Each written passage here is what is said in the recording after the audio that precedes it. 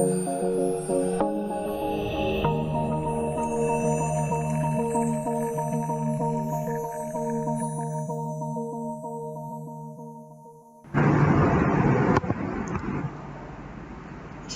warahmatullahi wabarakatuh. Selamat pagi semuanya. Salam Budiluhur. Bertemu lagi dengan saya Eza Budi Perkasa di video perkuliahan mata kuliah Desain dan Analisa Algoritma di pertemuan ke-13, yaitu tentang strategi solusi top down. Jadi minggu kemarin kita sudah membahas dua kelompok pertama dari strategi algoritmik. Nah, sekarang kita akan membahas tentang kelompok yang ketiga, itu tentang strategi solusi top down. Nah, contoh dari strategi solusi top down adalah algoritma divide and conquer. Nah, algoritma ini dulunya merupakan sebuah strategi militer yang dikenal dengan nama divide ut impedes. Jadi sekarang dikenal dengan nama divide and conquer. Jadi divide ut impedes itu merupakan bahasa Latin, artinya divide and conquer. Nah, sekarang ini algoritma divide and conquer ini merupakan strategi yang fundamental di dalam ilmu komputer. Nah, tahap-tahap dari algoritma ini dia namanya juga divide and conquer. Jadi ada beberapa tahap ya. Tapi tahap utamanya adalah divide dan conquer itu.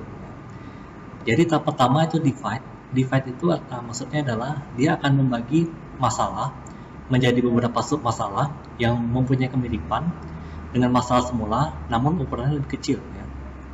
Idealnya setiap sub masalah itu ukurannya hampir sama, bisa sama atau hampir sama, tidak boleh jauh berbeda, tapi hampir sama.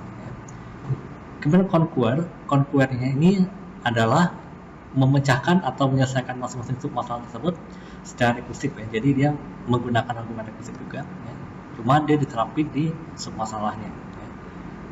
Terakhir yaitu combine. Tahap terakhir itu combine. Combine itu artinya adalah menggabungkan solusi masing-masing sub masalah sehingga membentuk solusi masalah yang semula. Jadi ada 3 tahap. Yang pertama divide, kedua conquer, baru ketiga adalah combine. Jadi sebenarnya itu namanya adalah divide, conquer, and combine. Cuma yang tahap paling utamanya adalah divide dan conquer, yang dinamai dengan divide and conquer, atau kalau kita singkat sebagai DNC, argumen DNC, atau argumen D dan C maksudnya. D itu divide, C itu conquer.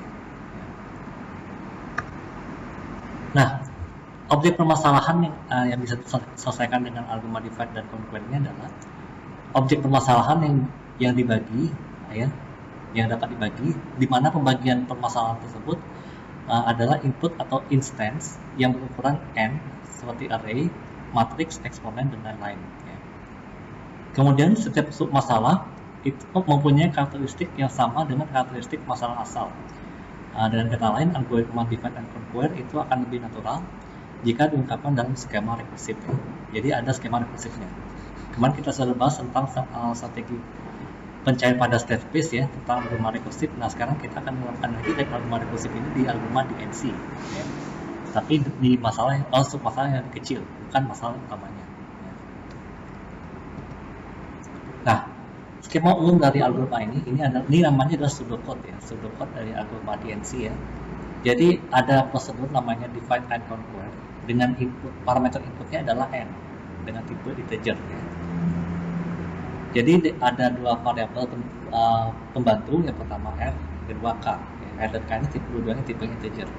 Nah, algoritmanya adalah if n kurang dari sama dengan n0, then jadi kalau ukuran masalahnya sudah kecil maka solve upah masalahnya, misalnya sub masalah ini. Jadi saya ambil sumber dia terlalu bahasa Indonesia. Jadi upah masalahnya misalnya sub masalah yang berukuran n ini, yang ukurannya n.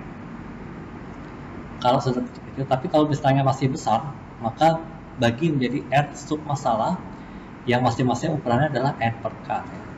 Jadi k itu ditentukan oleh penggunanya.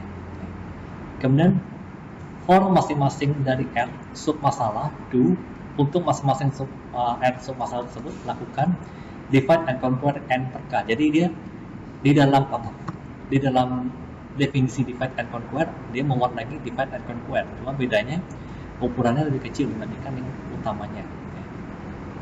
Kemudian combine solusi dari r upah masalah, r sub masalah menjadi solusi masalah semula.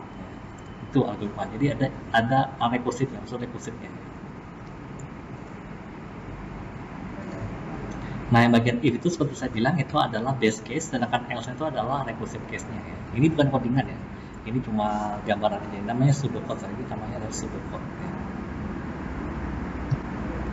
Nah, salah satu contoh program yang menerapkan algoritma divide and conquer adalah untuk mencari nilai minimum dan maksimum dari sekumpulan data bilangan. Ya.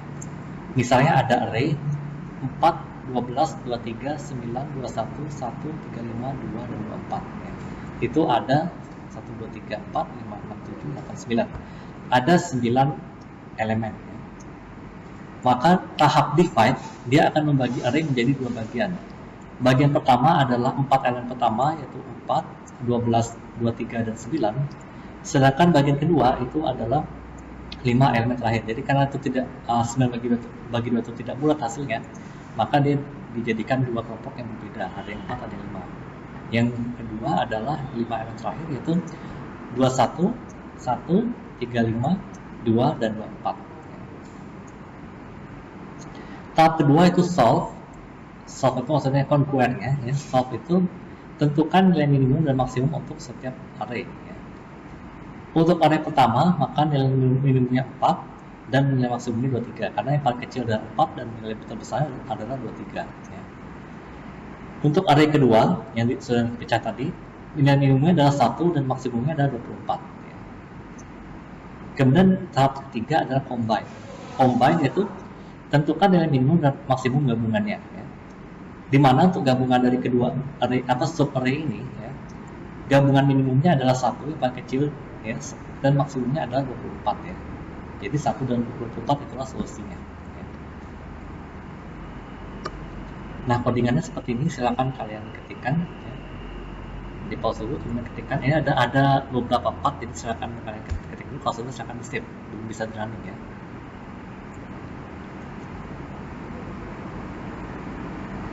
Ini tadi part pertamanya, ya. Selanjutnya ini adalah part keduanya. Ada 2 part jadi di program pertama. Kalau sudah, coba dijalankan. Apakah hasilnya? Datanya nggak mesti sama kayak tadi ya, bebas aja.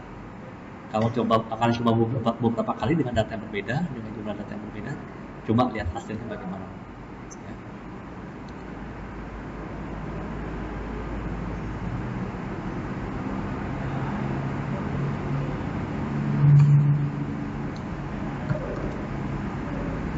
Oke, jadi untuk video kali ini cukup sekian.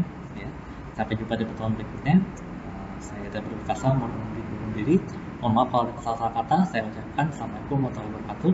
Salam budi luhur.